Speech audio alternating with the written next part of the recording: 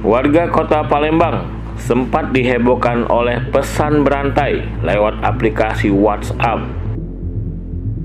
Pesan ini berupa pesan penculikan kepada anak sekolah dasar di SD Negeri 239 Pakjo, Palembang. Nah, beredarnya pesan ini langsung mendapat tanggapan dari Kapolrestabes Kota Palembang, Kombes Polisi Muhammad Ngajib. Setelah menerima informasi ini, Kapolres langsung meminta anggotanya untuk melakukan pengecekan. Namun setelah pihak kepolisian mendatangi sekolah yang bersangkutan, ternyata peristiwa tersebut hoaks alias bohong belaka.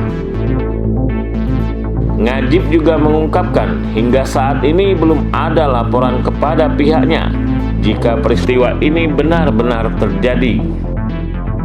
Di samping itu, ia juga berpesan kepada orang tua siswa agar jangan khawatir karena pihak polisi sudah memastikan hal ini adalah hoaks.